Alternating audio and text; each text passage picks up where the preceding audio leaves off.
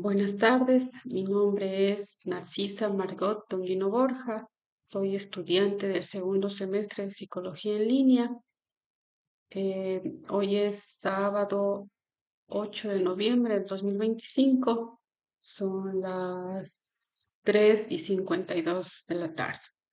Voy a hablar acerca de un tema que es de las teorías de los principales enfoques psicológicos que trata la unidad uno, como es el estructuralismo. Decimos que el estructuralismo es considerado el primer programa sistemático de la psicología como ciencia independiente. Fue fundado por Hunt, quien estableció que el primer laboratorio de psicología experimental, marcando el inicio formal de la psicología como disciplina científica.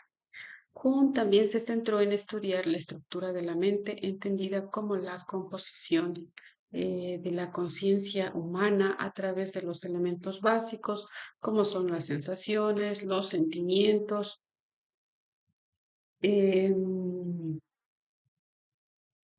los sentimientos e imágenes. Para los estructuralistas, el conocimiento científico de la mente se alcanzaba mediante la introspección experimental controlada, un método que consistía en que los sujetos describieran detalladamente sus experiencias conscientes al enfrentarse a estímulos específicos en un laboratorio, permitiendo de esta manera analizar los componentes de la conciencia de forma sistemática. Vamos a hablar también acerca de los aportes del estructuralismo. ¿Cuáles fueron estos aportes? Primer laboratorio de psicología. La creación de este laboratorio presentó un hito histórico al separar la psicología de la filosofía y convertirla en ciencia experimental. También otro aporte es el fundamento de la psicología experimental, que este introdujo procedimientos controlados y sistemáticos para estudiar la mente humana, sentando las bases para enfoques posteriores que continuaron investigando procesos cognitivos y perceptuales. Y otro también de los aportes es el desarrollo de conceptos teóricos. El estructuralismo ofreció un marco conceptual para analizar fenómenos mentales muy complejos. Eh, También hablaremos de las críticas al estructuralismo. ¿Cuáles son? Una de estas críticas es la subjetividad del método. La introspección dependía de la capacidad de los sujetos para describir sus experiencias de manera precisa, lo que introducía sesgos individuales. Em, Otra de las críticas es la dificultad para replicar resultados. La falta de objetividad hacia los hallazgos fueron difíciles de verificar por otros investigadores. También otra de las críticas es limitación en la comprensión de la conducta. El estructuralismo no abordaba el comportamiento adaptativo ni las funciones de la mente, lo que dio paso a enfoques posteriores como el funcionalismo. En conclusión, podemos decir que el estructuralismo fue fundamental para establecer la psicología como ciencia independiente, formalizar métodos experimentales y generar un vocabulario teórico inicial sobre la mente humana. A continuación, hablaremos acerca del funcionalismo. El funcionalismo surge como respuesta crítica al estructuralismo, buscando comprender no solo a los contenidos de la mente, sino también las funciones adaptativas de los procesos mentales en la vida cotidiana. El funcionalismo se interesa por cómo la mente ayuda al individuo a adaptarse al entorno, a diferencia del estructuralismo que en cambio analiza los elementos de la conciencia. El funcionalismo se centra en los procesos mentales en acción, como es la percepción, el pensamiento, la memoria y las emociones, que son vistos como mecanismos que facilitan la supervivencia y adaptación. eh, y adaptación. Dentro del funcionalismo tenemos las ideas principales que primeramente la mente es un proceso activo y dinámico, no un conjunto de estructuras estáticas. Los procesos mentales tienen una función práctica que permiten resolver problemas y enfrentar desafíos del entorno.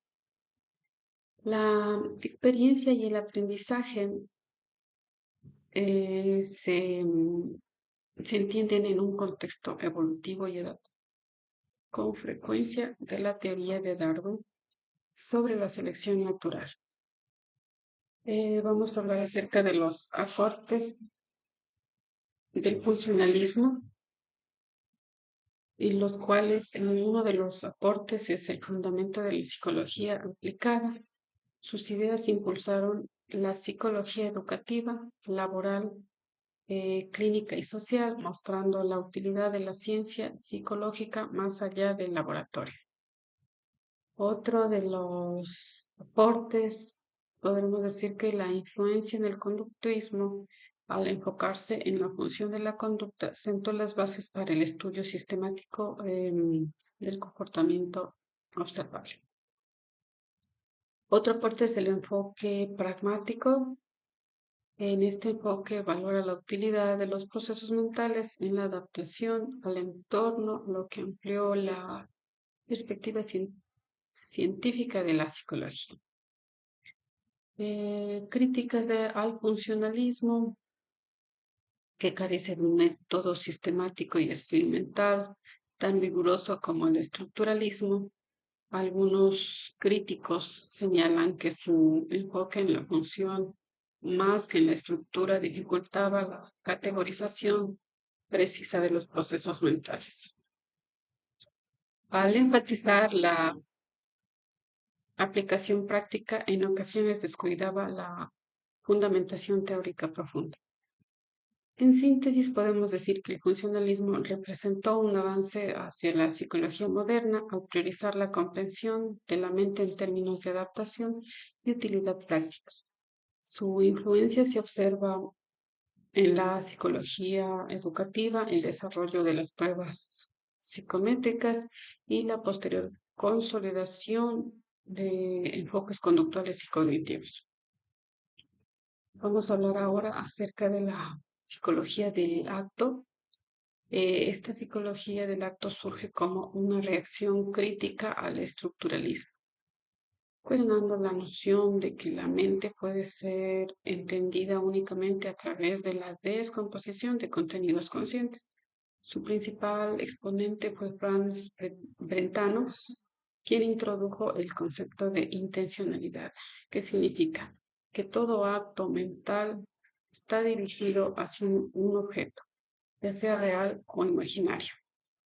Por ejemplo, cuando recordamos, imaginamos o percibimos algo, no estamos simplemente experimentando sensaciones aisladas, sino que a la mente siempre se orienta hacia un contenido o propósito específico.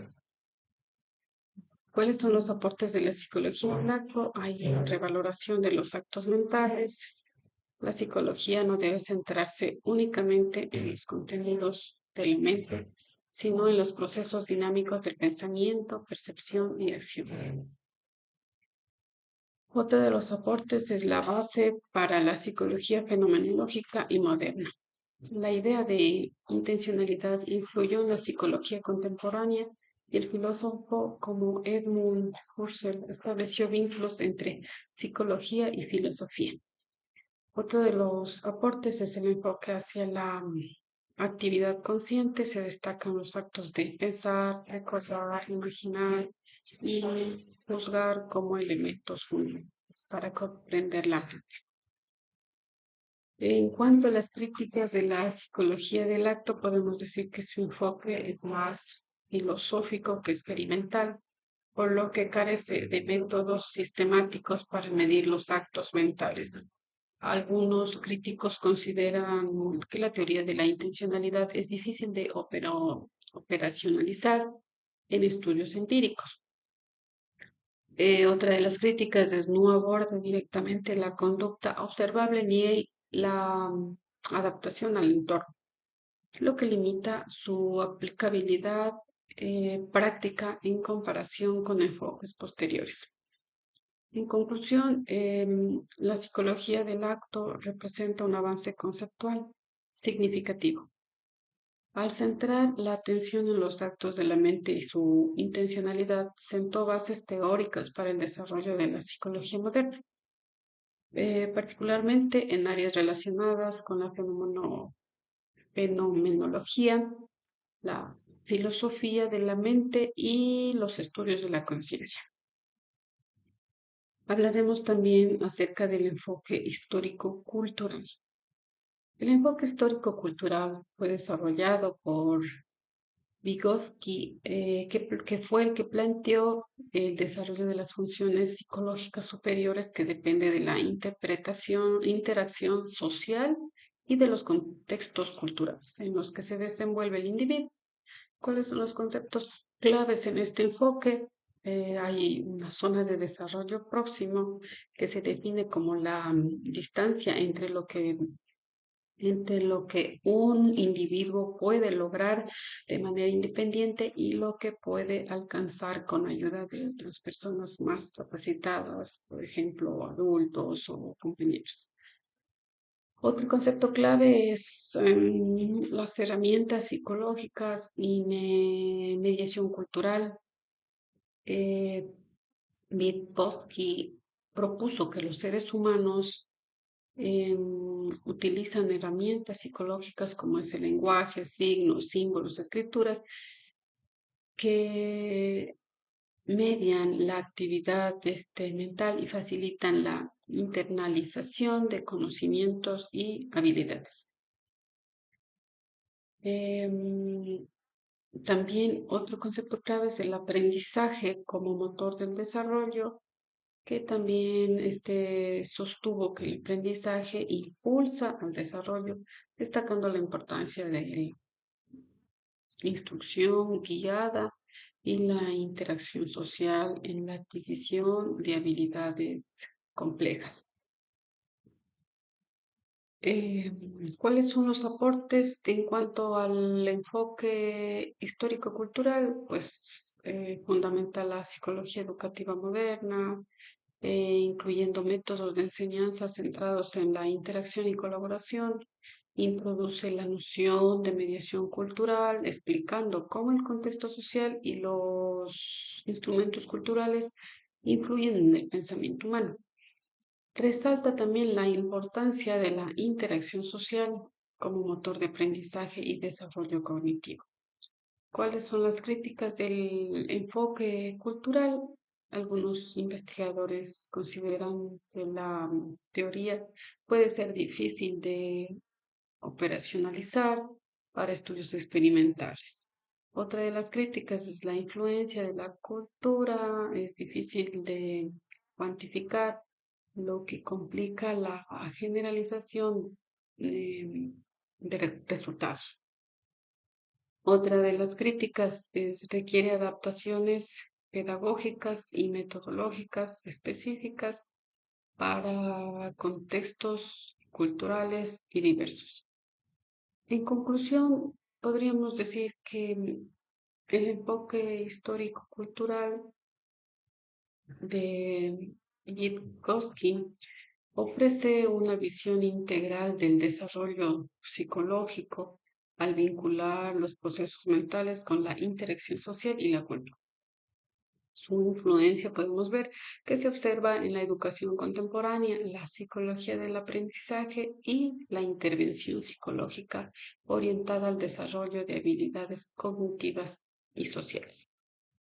Eso es en cuanto a la unidad 1. Ahora voy a hablar acerca del contenido de la unidad 2, que es el psicoanálisis y las teorías psicodinámicas. El psicoanálisis ortodoxo, fundado por Sigmund Freud, su principal aporte fue la sistematización del estudio del inconsciente, proponiendo que gran parte de la conducta humana esté determinada por procesos mentales no conscientes. Eh, Habló acerca de la estructura de la personalidad, que Freud propuso que la personalidad se organiza en tres instancias. Cuáles son estas instancias? Es el ello, que es la parte instintiva y primitiva de la mente, impulsada por pulsiones básicas como la sexualidad y la agresión.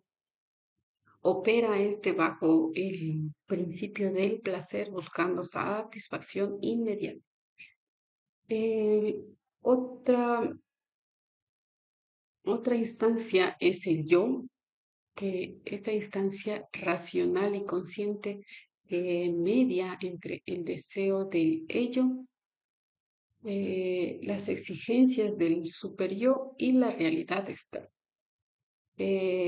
Funciona según el principio de realidad, intentando equilibrar necesidades internas y externas.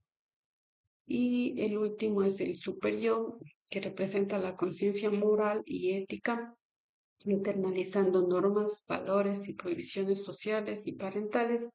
Su función es controlar los impulsos del ello y guiar la conducta según ideas internalizadas.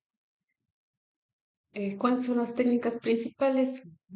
Para explorar el inconsciente, Freud desarrolló varias técnicas terapéuticas, como es la asociación libre. El paciente expresa pensamientos, sentimientos y recuerdos sin censura, permitiendo que emerjan contenidos inconscientes. Otra de las técnicas es el análisis de los sueños, que permite interpretar símbolos y deseos reprimidos que se manifiestan en los sueños. Y la otra es interpretación de los actos fallidos. Y este es el lapsus, en donde los errores aparentemente insignificantes, olvidos o palabras equivocadas revelan conflictos inconscientes, pero subyacentes. Hablaremos acerca de los aportes del psicoanálisis ortodoxo. Uno de los primeros aportes es la primera teoría sistemática de la personalidad y la psicopatología. Freud ofreció un marco teórico coherente para comprender la mente humana y los trastornos psicológicos. Otro de los aportes son los conceptos centrales, que introdujo ideas fundamentales como son las pulsiones, mecanismos de defensas y etapas psicosexuales del desarrollo. Y el último aporte es la influencia interdisciplinaria, que esta influyó en la literatura, el arte, la filosofía y los estudios culturales, consolidando la importancia del inconsciente en la comprensión del ser humano. Como conclusión, podemos decir que el psicoanálisis ortodoxo de Freud estableció las bases del estudio profundo de la mente humana, proporcionando herramientas para la comprensión de los conflictos internos, la dinámica de la personalidad y la psicopatología. Hablaremos quiénes son los disidentes del psicoanálisis. Es Carl Jung, psicología analítica, inconsciente colectivo, arquetipos, y Alfred Adler, que es la psicología individual, sentimiento de inferioridad, afán de superación. Karen Horney critica Freud, propone una visión culturalista, y Erich Fromm, psicoanalista humanista y culturalista.